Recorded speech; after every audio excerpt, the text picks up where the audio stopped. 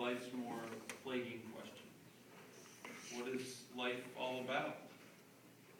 What do women want? Why in the hell is Kim Kardashian famous? I too struggle with these very same questions. But there's another question that I've struggled with since I can't even remember. That question for me, what is my personal brand? Much to my relief, I recently found the answer. But I'm willing to bet most of you have. And with that, I ask you, what is your personal brand? Keep in mind, you are branding yourself right now in this very moment. So I ask you again, what is your personal brand? I can see the looks of confusion. I can almost hear the thinking. Maybe say it with me.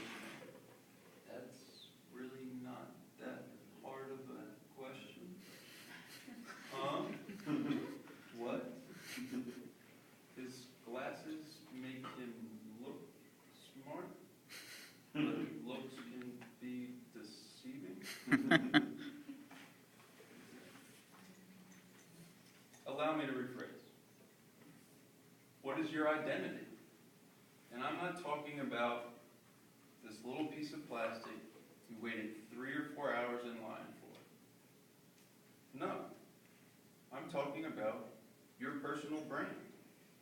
I'm talking about how people identify you. Now, the term brand wasn't always associated with individuals or with people for that matter. It started out when ranchers would use hot irons to brand unique symbols by burning the flesh of their cattle to distinguish them from others. Lucky you, that doesn't fall to us as well. As history went forward, fast forward a little bit, we found that brands were used with organizations or businesses. Still are today. Who can name some big brands, some major brands? Ford. Built Ford tough. Starbucks. Hyatt. One on every damn corner. Sorry? Hyatt. Let's see. Johnson & Johnson, a family company. Geico. Toastmasters. Sorry? Toastmasters. Toastmasters. We got a new brand.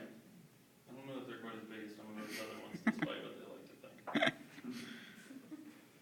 So with that being said, your personal brand is determined almost the exact same way.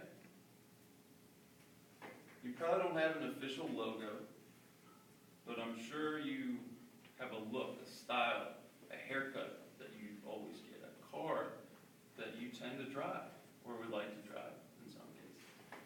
You may not have a slogan, but I bet you say a lot of the same things all the time. We all do. A lot of us say like quite a bit. A lot of us are abrasive in what we say. It's all different, but we say a lot of the same things all the time.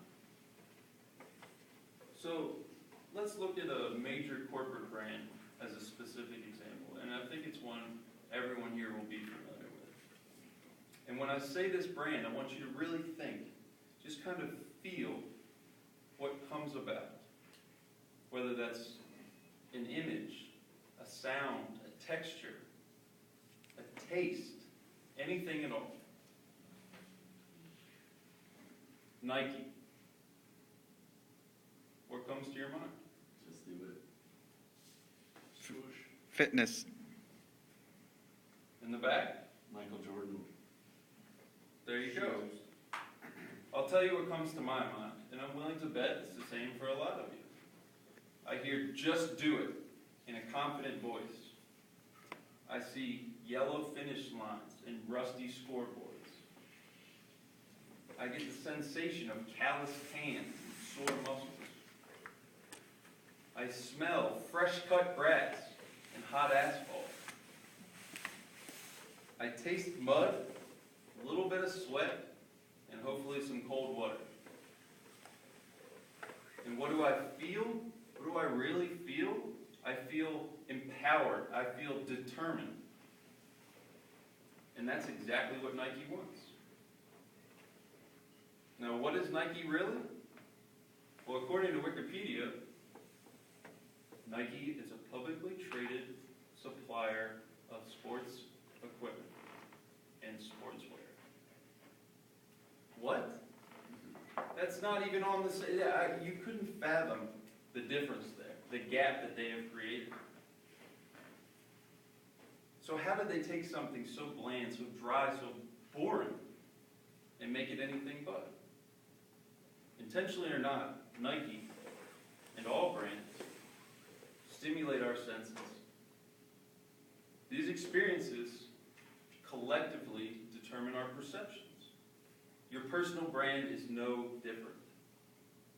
Everything that you share with the world helps form others' perceptions. Unfortunately, perceptions aren't always based on fact. I almost never dated the woman I am now about to marry because I thought she was ditzy. She is now at the top of her class at a top medical school. True or not, these perceptions can dramatically alter our lives. So now that you have a clearer understanding of branding, I ask you again, what is your personal brand?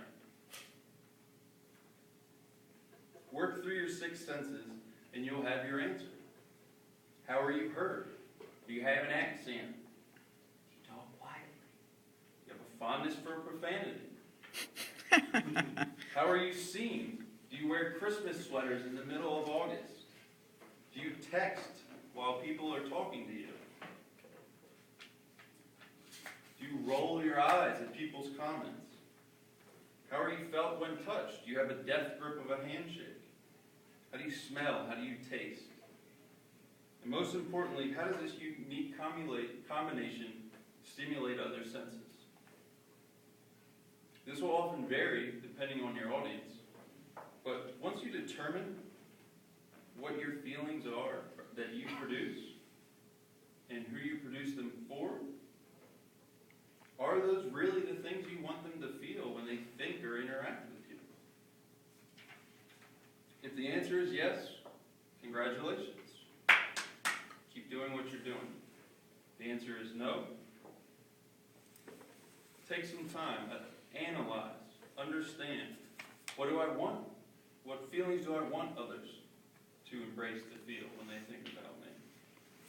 And then you decide what elements of your brand support or detract from that end. So now for the hard part. You have to improve or add the elements that support these things, or remove or take away, or reduce those that don't. Now, don't let this discourage you because this will take some time. But this level of self-knowledge, this self-analysis, is important and healthy. So armed with this heightened level of awareness, you can answer what your personal brand is with 6 simple words. Anything I want it to